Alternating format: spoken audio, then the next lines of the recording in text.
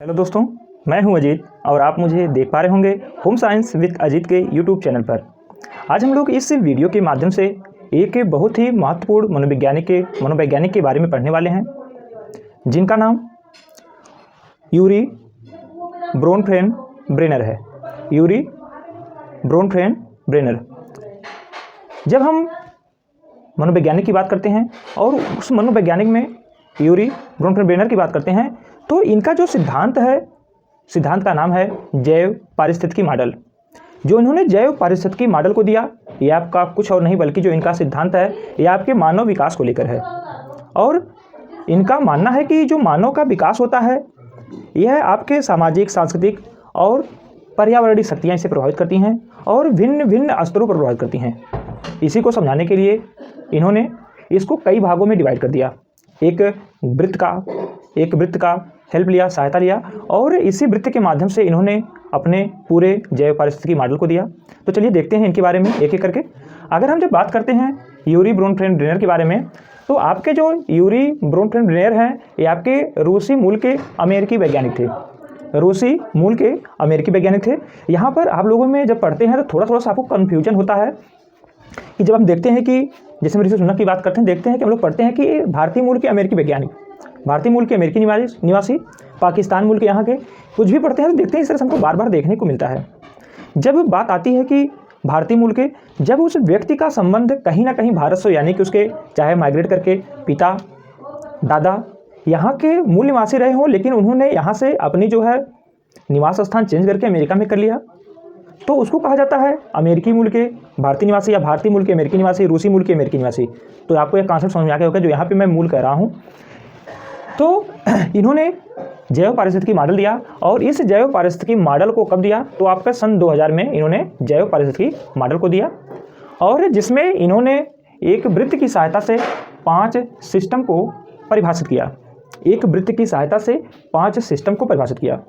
अब बात आ गई 5 सिस्टम की, तो हमने बताया आपसे इसमें और कुछ नहीं, 5 सिस्टम का इन्होंने जो प्रयोग किया, और इन्होंने मानव विकास को भिन्न भिन्न लेयरों में बांटा कि कैसे मानव विकास को एक फैमिली, उसका पड़ोस, वहाँ के सांस्कृतिक कल्चर, वहाँ की सुविधाएं, सामुदायिक सुविधाएं कैसे प्रभावित करती हैं, और उस व्यक्ति का विकास दिन प्रतिदिन कैसे होता जाता है, कैसे उसका जो है क्षेत्र ब्रॉड होता चला जाता है। तो यहाँ पे जब हम 5 सिस्टम की बात करते हैं, तो सबसे पहले जानेंगे माइक्रो सिस्टम। Micro system. आपके दूसरे सिस्टम की बात आती है मेसो सिस्टम। Meso system. आपका तीसरा आता है एक्सो सिस्टम। आपका चौथा आता है माइक्रो सिस्टम। आपका 5वां आता है क्रोनो सिस्टम। Chrono system. अब यहाँ पे आप लोग देखते हैं कि माइक्रो, जब आप लोग न्यूट्रिशन साइंस पढ़ते हैं, वहाँ पर हम लोग देखते हैं कि 2 भागों में डिवाइड किया जाता है पोषक तत्वों को। आप लोग देखते हैं माइक्रो और मैक्रो। माइक्रो देखते हैं कि जो काफ़ी अल्प मात्रा में हुआ करते हैं, सूक्ष्म हुआ करते हैं, जिनकी आवश्यकता हमारे शरीर को बहुत ही सूक्ष्म हुआ करती है, बहुत कम मात्रा हुआ करती है, उनको हम लोग माइक्रो में देखते हैं। जैसे कि वहाँ पर हम लोग देखते हैं कि प्रोटीन नहीं बल्कि आप लोग देखते हैं कि विटामिन और खनिज को देखते हैं। लेकिन जैसे ही हम मैक्रो की बात करते हैं, तो आप लोग देखते हैं कि वहाँ पर कार्बोहाइड्रेट, प्रोटीन, वसा को देखते हैं। तो यहाँ पर जब माइक्रो की बात करते हैं, तो इसमें उस माइक्रो सिस्टम में, बल्कि माइक्रो सिस्टम में व्यक्ति के फैमिली, यानी कि व्यक्ति के फैमिली में, यानी कि व्यक्ति के माता पिता, बालक के माता पिता, भाई बहन, यानी कि व्यक्ति के फैमिली के सभी मेंबर से बालक डायरेक्ट अंतरक्रिया करता है और वहाँ से सीखता है। यदि बालक के माता पिता के व्यवहार से प्रभावित होकर कुछ सीखता है, तो जरूर कहीं ना कहीं माता पिता उसके व्यवहार से भी होकर कुछ सीखते हैं। तो आपका जो माइक्रो सिस्टम है, माइक्रो का संक्षिप्त यहाँ पे जानिए छोटा, और छोटा यानी कि उसका जो विकास हो रहा है, उसके मानव विकास जो हो रहा है, उस बालक में जो विकास हो रहा है, वो उसके फैमिली के मेंबर से हो रहा है। जब फैमिली की बात है तो उनसे वह डायरेक्ट अंतःक्रिया करके बालक सीखता है और अपना विकास करता है। उसके बाद आती है मेसो सिस्टम। मेसो, जब हम मेसो की बात करते हैं, तो यह कहीं ना कहीं एक कदम आगे बढ़ जाता है। आप लोग देखते हैं कि बालक का जन्म होता है, और हम लोग चाइल्ड डेवलपमेंट में पढ़ते भी हैं कि बालक का विद्यालय, उसका परिवार, और बालक की प्रथम शिक्षिका उसकी माँ होती है।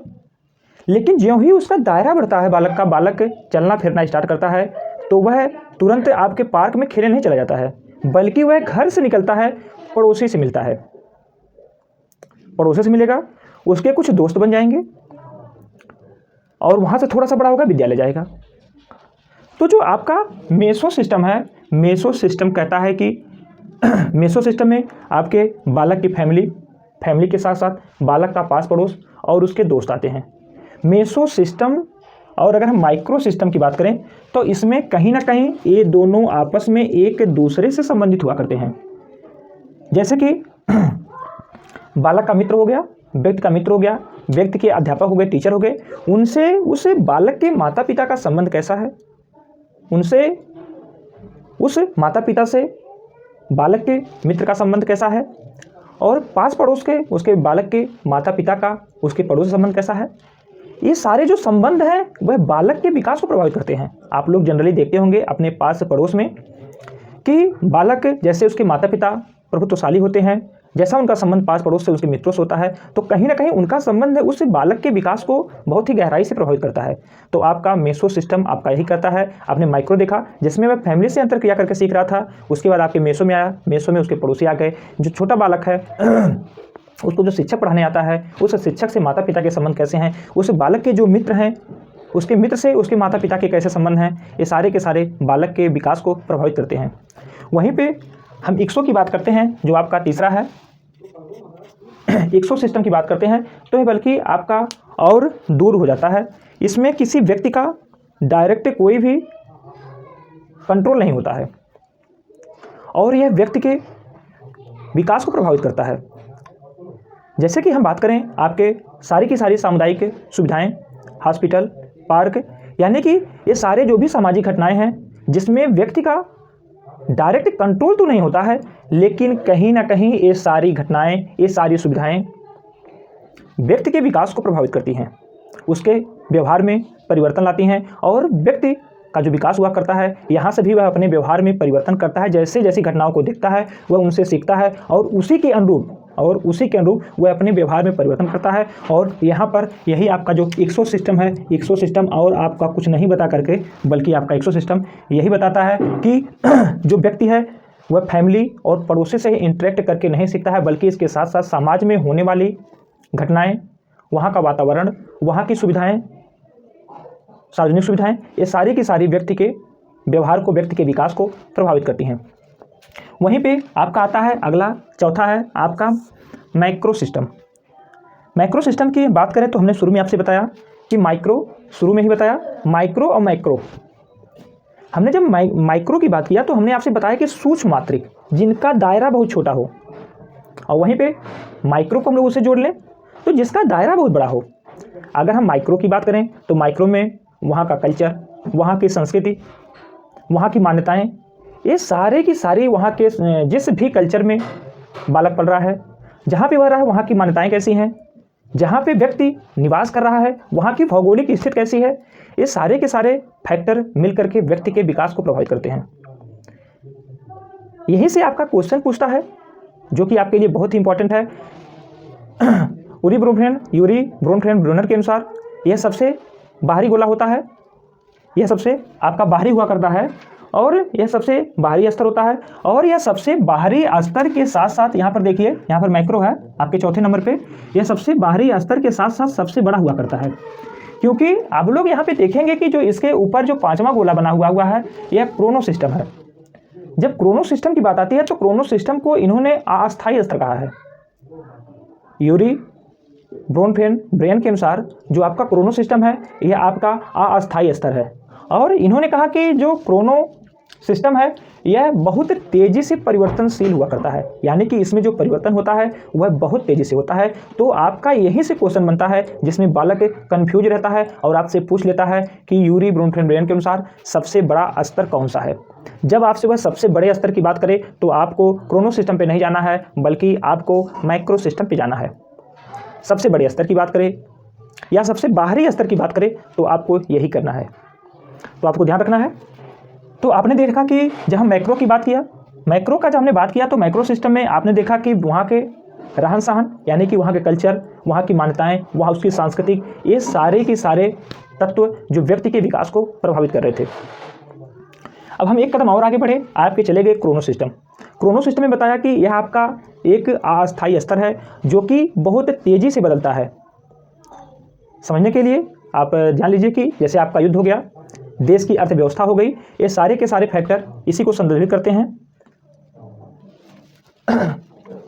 तो यहाँ से जो आपका क्वेश्चन बार बार बनता है, तो नेट JRF में आपके इसके क्रम को अरेंज करने के लिए दे देता है।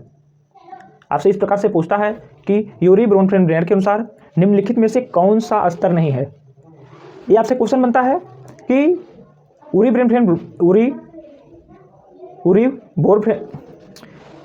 ब्रोनफेल्ड-ब्रेनर का कौन सा सिद्धांत है, तो जैव पारिस्थितिकी मॉडल है। इन्होंने अपना मॉडल कब दिया, तो इनके मॉडल की बात आए तो इन्होंने अपना सिद्धांत जो कि सन 2000 में दिया। एक कहाँ के निवासी थे, आपके रूसी मूल के अमेरिकन मनोवैज्ञानिक थे। और इनका जो मॉडल था जो कि जैव पारिस्थितिकी मॉडल है, यह किस पे है, तो इनका जो मॉडल है वह आपके मानव विकास को लेकर के है। यानी कि मानव विकास कैसे कैसे प्रभावित होता है उसे पे लेकर इन्होंने अपना सिद्धांत दिया, जो कि वृत्त की सहायता लेकर के जैसे जैसे वृत्त का आकार बढ़ता जाता है, जैसे जैसे वृत्त का आकार बढ़ता जाता है, उसी तरह से वैसे वैसे मानव के विकास को प्रभावित करने वाले कारकों की संख्या बढ़ती जाती है। आप लोग ध्यान से सुनिए, जैसे जैसे वृत्त का आकार बढ़ता जाता है वैसे वैसे व्यक्ति के विकास को प्रभावित करने वाले कारकों की संख्या बढ़ती जाती है। तो उसके लिए इन्होंने क्रम दिया, आपका माइक्रो, मेसो, एक्सो, माइक्रो, देखिए पुनः सुनिए, माइक्रो, मेसो, एक्सो, माइक्रो और आपका क्रोनो। आपसे क्रम भी पूछता है तो इसको आपको ध्यान रखना होगा। और इसी के साथ हमने यहाँ पे सारी चीज़ें इससे बताने का प्रयास किया और हमें उम्मीद है समझ भी आया होगा। तो अगर कोई भी कन्फ्यूजन हो तो आप लोग कमेंट कर सकते हैं। तो चलिए इसी के साथ हम वीडियो को यहीं पे समाप्त करते हैं। तब तक के लिए धन्यवाद।